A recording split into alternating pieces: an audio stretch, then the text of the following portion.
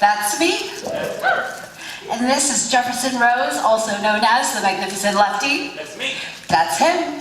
And together, we are Might As Well Be Extra.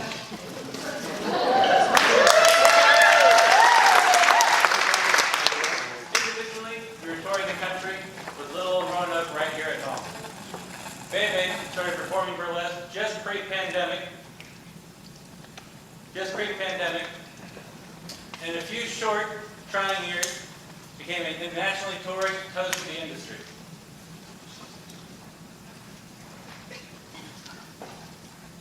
Producing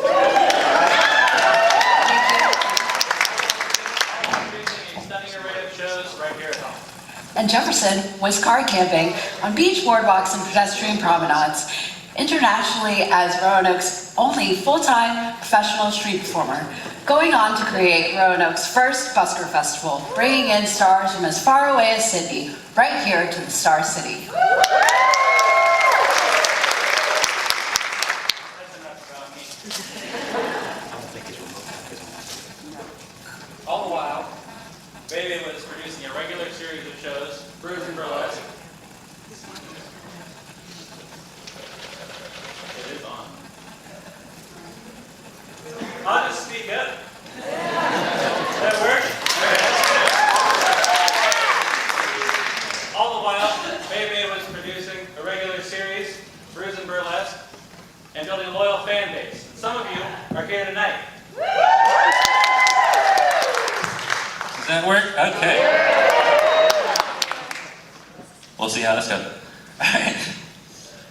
All leading up to Roanoke's first ever burlesque and drag weekender, Our Universe.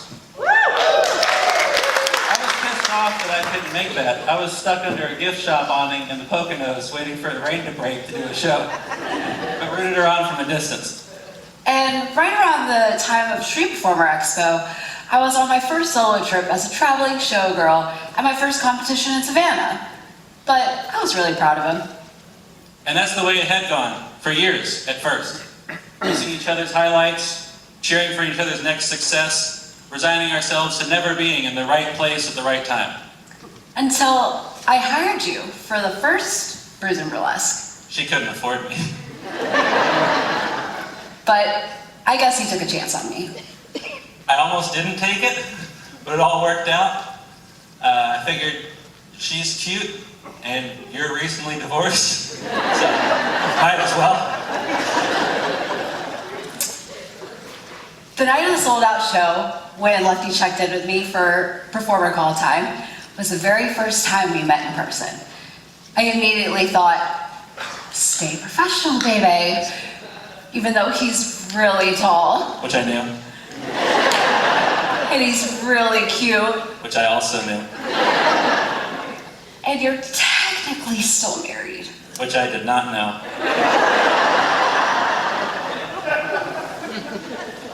I had a rule at the time. No romantic involvement with other performers. Does that work? Hey, that's working now. Great. No romantic involvement with other performers. And I stuck strictly to that, which is more difficult than you would think when you travel in the country crammed in RVs with Russian contortionists from time to time. Not just anyone can have a romantic relationship with a full-time entertainer. The hours are irregular. As hell. The practice time is exhausting. As hell. So often, dating non-performers can be hell. It's not a lifestyle that has a normal work-life balance. You're not taking your work home exactly, as much as you're taking your full authentic self to work. And it can be exhausting. And you need to find someone who gets that. Someone who will see you after the show, when you're spent. But it's time to load out into the Buick when you're exhausted and with yesterday's glitter still on. With all you have to look forward to, a half-eaten slice of gas station pizza to look forward to. Take you by the hand and say, might as well. There was no two truths and a lie, or what's your favorite color, on our first date to the Salem Fair with buzzing games and bright lights and sharing fried Oreos. And we found we had a lot in common off stage too. Both born at night? We're both Libras. Both big Chuck Palahniuk fans. Both big into football. Go Ravens. How about them boys? And we both found that we loved being surrounded by decadent, kitschy, Americana bullshit. You strip away the chrome, the neon, and the plastic, and all you're left with is a passion for a good story, which we both got early going to the Maryland Renaissance Fair as kids. I keep trying to find out if we were there on the same days, because he tells the story of going to the Maryland Ren Fair on his 10th birthday in chainmail his mom made him in waffle knit long underwear. And that was the day that he was inspired to be a performer. We thought we had a lot in common. Lefty liked Bebe. That's me. That's her. And Bebe liked Lefty. That's me. That's him. But you hadn't really the chance to have met Jefferson. And you had never met... There's a weird duality being on stage. You spend so much time trying to be authentic with your audience that the person you've crafted gets a life sentence to the four walls of the stage. And who you are outside of that becomes the performance. Always writing, always producing, always plugging. And we've got a table in the lobby. Because it seems like that's who most people care about. The people we've constructed. And we were worried that once we opened up, that they'd put us back in that box. But we made each other open. And it's so rare. So rare that we almost didn't trust it. After dealing with people that are so hollow and no deeper than cardboard. You learn to go through life backwards, loving someone first and trusting them later. You can wax on about your dreams and aspirations right away, but it takes a while to admit to somebody that you hate peanut butter. Wait, you hate peanut butter? And love struck seemingly out of nowhere. I was in a pretty precarious position right away. There were boundaries that we swore we wouldn't cross.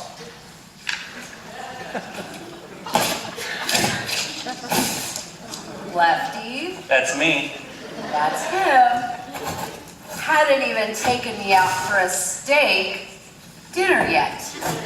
No, but there were fried Oreos on a stick.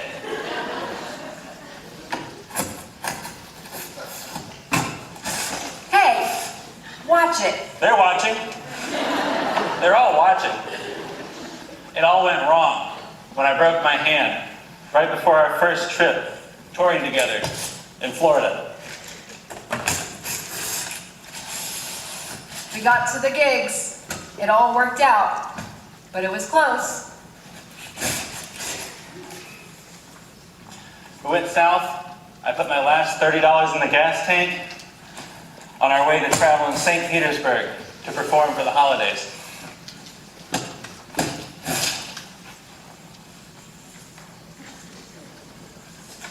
When I broke my hand and couldn't perform, it all hit different.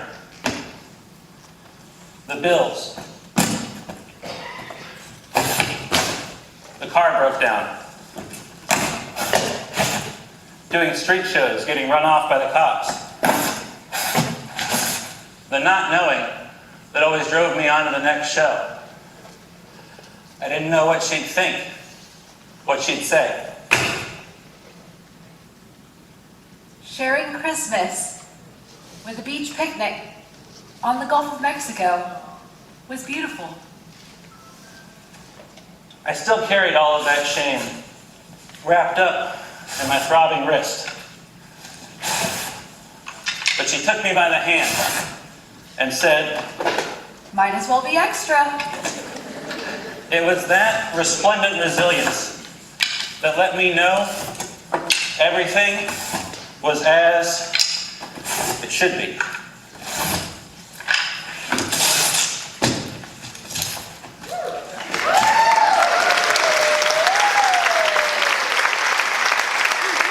You're always right. But still, shut up.